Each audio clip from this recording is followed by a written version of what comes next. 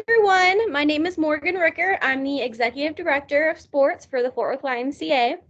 And I'm AJ McCleod. I'm the Senior Sports Director for Northpark, Northwest, and Airport YMCAs. And AJ just started with us in July, so he is brand new. He came to us from Lubbock, so he'll tell you a little bit about what he's been doing the last few years. I was the team director for the YWCA in Lubbock. I ran a couple of boys and girls clubs out there, and I'm excited to be a part of the team of the YWCA of Fort Worth. So we will go ahead. YMCA. So we'll go ahead and I'll share my screen so y'all can see our PowerPoint, and we'll go over some topics that we want to highlight for this season. All right, so here's our contact information and the branches that we oversee. Like we said, AJ is overseeing the 3 branches in the north, and then everything else will fall under me. Email is always the quickest way to get a hold of us, just because we are at multiple branches and locations. And so we're not always by the phone that links to us. Our voicemails get sent to our emails. But if you have a question or something that can be answered through email, that's just going to be the quickest way for us to filter through everything. So for the YMCA, we are an organization that puts Christian principles into practice through programs that build a healthy spirit, mind, and body for all. Our league is not focused on scoring, on which team is the best at the end of the season. We want to make sure that the kids grow in their character, that they make new friends, and that they're in a productive environment. So we don't have a tournament at the end of the season. We just have 8 regular season games. We don't have standings for any of the age groups. We really just want to focus on, are the kids getting better? Are they loving the new sport? Did they get to learn something new? We have so many kids that start out and they have never played the sport before, and by the end of the season, they absolutely love it. So that has a lot to do with our coaches. We want our coaches to be demonstrating those values as well. So with that being said, we do expect that all kids participate and get equal playing time. So for volleyball, that's really easy to do because each time you rotate somebody new into the middle back position, and then somebody else goes on the bench. So we have those the rotation requirements in our rules. So as long as a player is ready, willing, and able to play, we do expect them to be in the game. If you have a player that doesn't feel like going in, they're injured, they're sick, or something like that, just make sure that you let the referee know before the game, so that way if anybody tries to question it, we already have that information, and maybe a player is injured, or they don't they're not feeling like playing that day, but they still want to sit with their team, just give us a heads up on that. And then players should not be penalized for playing time for missing a practice. Most of the time, if a player is missing a practice or they're late, it's not of their own doing. So if it becomes a habit, talk to the parent or whoever's bringing them to practice about it. But we want to make sure that the kids are still getting to play if something is happening out of their control. So as far as the annual campaign goes, a lot of y'all, if you've coached before, you've heard us talk about this, but I do have something new and exciting to announce this season. So our annual campaign is what we do each year to raise funds to fund our scholarship program that assists families in paying for program membership fees, camp, swimming lessons, anything like that, who might not otherwise be able to participate. And so this year, the sports department actually has our own goal. So it's not looped in with all the branches. It is completely separate, and we have our own fundraising goal. And we are going to be challenging some of the teams to help us with that in some new ways, and possibly win, maybe an end of season party once we get everything set up. So we will be talking about it more because the fall season is our main campaigning time frame. And so that information will be coming out, but it's very exciting that the sports department is going to have its own goal, since we have so many kids that get to participate in sports through the scholarship fund, and it's just a really exciting time for us. So AJ is going to talk to you a little bit more about being a YMCA volunteer. So being a YMCA volunteer, all coaches must clear a background check on file in order to receive a roster. If you've already did this background check before and you've been a coach before, that background check renews every year. All you have to do is complete your concussion protocol or your concussion training, which all of these applications are submitted online. You will not be eligible to coach until A background check is turned in and cleared. Another thing is you're an example for the kids. Be positive, be encouraging to all of our kids, because our kids will feed off of you. Your kids will feed off your reactions. Um, Always be encouraging, and your parents will feed off your reactions. So don't talk about a ref, talk about another kid. Don't put anybody down, because we want this to be a positive environment for all kids of all ages. Come up with your practice and game plans for your team. I suggest that you put your lineups together so that all of those teams get equal. I mean, all the players get equal playing time. Set your expectations for your teams at your first practices on when practices will be. How early do you want them to show up for games? If you're coming up with a snack schedule or a drink schedule, give that to parents. We just want this to be a positive, encouraging environment for our coaches, players, and our parents. So you're the example, be the example. Get those background checks cleared, get that concussion protocol cleared, and we look forward to having you guys. And so this season, we are continuing with doing our Sportsmanship of the Week award. So after week 1, and after you get to know your kids a little better, we will ask coaches that if they have someone they'd like to nominate as the Sportsmanship Award winner, that you send us a couple sentences on why you're nominating them.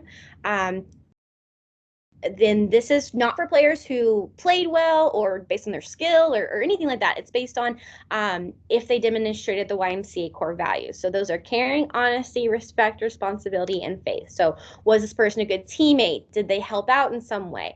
So send us a couple sentences on why you want to nominate them. It's not mandatory at all. I'd say, throughout the leagues, we might get, 1 to 4 submissions every week. So it's not a lot, and we don't expect coaches to do it every week. But what we will do is after the weekend, we will go through and kind of read through them, pick one kid out of the league, and then recognize them before their next game, present them with a Sportsmanship Award t-shirt, take a picture of them with their team, and then share it in the weekly email the following week. And so it's a really exciting thing for the kids to do. Usually it's a little surprise for them. So we don't tell them ahead of time. So that way, everybody can just be so excited for them.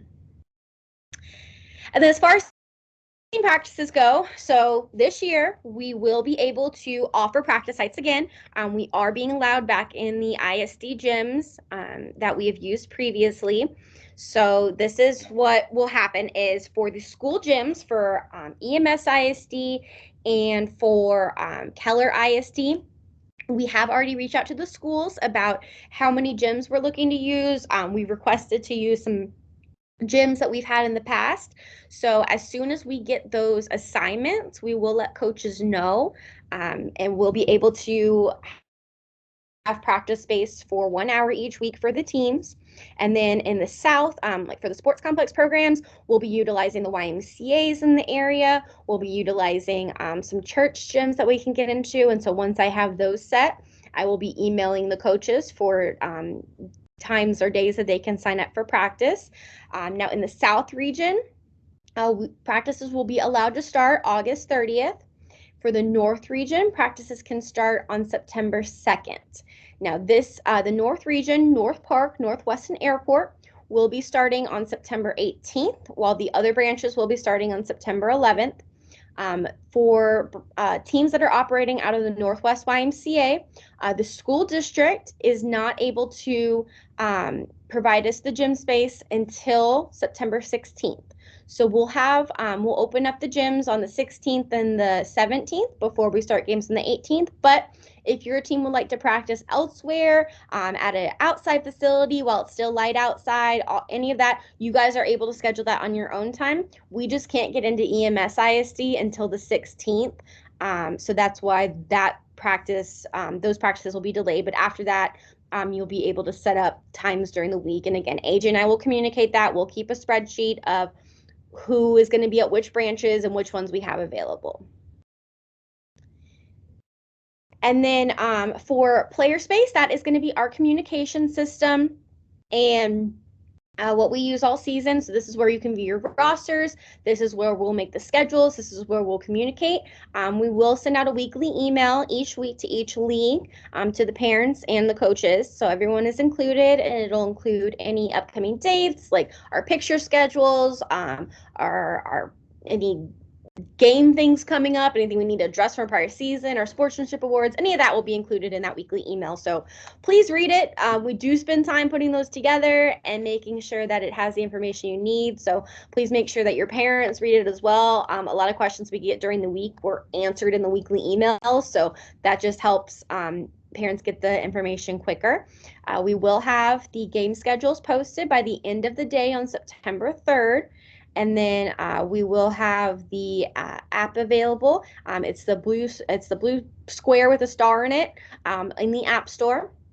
And so if we need to send out quick, if for some reason a gym is closed last minute or anything that happens like that where we need to get information to you really quick, we'll send it via a text message as well as your email, so that way all forms of communication are covered.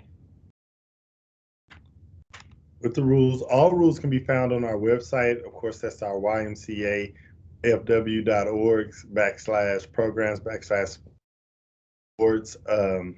Each of the teams will do 6v6 for each age division with a limit of 12 players. Only the head coach and the assistant coach can be on the bench. Coaches must have completed that background check that we talked about earlier, as well as wear a coach's shirt. That way, your teams, your parents know how to find you. If you have some from previous years, please feel free. There's not a specific color that you have to wear, but please wear a coach's shirt every game day. And even if you have multiple ones, even practices will be great. Playing of illegal or ineligible players will result in suspension. That means players who are not signed up or playing older players in our younger divisions. We want to be sure that this is an environment that kids are included and having fun, and it's not competitive, where we're trying to get an advantage over another team. So we just want it to be for the kids who signed up in the correct age division. Any misbehavior, physical or verbal, from coaches, parents, or players will result in suspension. That means parents going after other parents, parents talking about other people's kids, coaches talking down to the kids. We want this to be a positive environment, that we are making the kids feel like they want to enjoy this sport. Some of our kids have never played these sports before, so we want them to be included and get better at skills through our league. We want them to enjoy it and want to come back each year. So please be encouraging. Talk to your kids about having good sportsmanship and being team players as well. So we can continue the tradition of setting those values of caring and being honest and being responsible and respectful. So, yeah. Awesome. And then as far as uniforms, we will be using the same uniforms that we've used in previous seasons. So they are the dry fit long sleeve jerseys. And then we will notify coaches when jerseys arrive and when they can be picked up. I promise we will email you. If we have not emailed you, then they have not arrived and they can't be picked up yet. So a lot of times they do come in. We try to get the first 2 orders in before the season starts. Then we have to place a 3rd one after the season starts. But so it does come in usually the week the season starts. But please give us time. We have multiple locations to sort through. Volleyball and soccer run at the same time, so we'll also have multiple sports to do. So please just make sure that you give us that time to get everything sorted, and as soon as they're ready to go, then we will reach out to you guys. And then your roster bags will include whoever's on the team and the size jersey that they ordered. Please do not give kids a size that they did not order, because that will completely mess up the inventory. So if a child registers late and their jersey isn't in the order, then it'll be on the supplemental order. And usually once you pick up your jersey bags, a name will be highlighted on it if all the jerseys aren't in there. So that means that their order is coming in and they should not be given a jersey yet, because they either switched teams late or they registered late or anything like that. So we try to be as organized as we can when it comes to uniforms, but we do need your help in not giving players an incorrect jersey size. And so what happens next? The coaches that have a cleared background check on file will be added to player space and get access to your roster. Since we are still in early registration doesn't end until August 22nd. We still will have a lot of kids getting in registered the next 3 weeks. So please make sure that you're checking your rosters periodically throughout the week or, on the weekends to see if new players have been added. We do ask that anybody who's currently on your roster go ahead and be contacted no later than August 22nd, so that way the parents can go ahead and hear from you. We're just trying to give y'all ample amount of time to reach out to your teams and get that communication in, so that way you can have at least one, if not two, practices before the season starts. If you are a new coach or you have new players on your team that you've never met before, we do recommend that you make a phone call first and introduce yourself to the parent, and then send out a player space message. That way you can talk with the parent, answer any questions they have of you, and then make sure you have the correct contact information. And then if there's anybody you can contact, please let us know, so that way we can see if we have anything different in any of our systems. And like we said earlier, if you have any questions, please feel free to email us after you view this whole meeting, and we will be excited to help you. We are very excited to see everybody. We will have multiple sites going on throughout the year, so multiple sites for each location. Plus, we'll have soccer going on, so we will be everywhere. So if you don't see us, don't worry. We are still around somewhere on a Saturday. That's why we have our staff at the sites to kind of handle each site while we are driving between them. So we are looking forward to having you guys here, and we appreciate you coaching this season. Thank you guys again.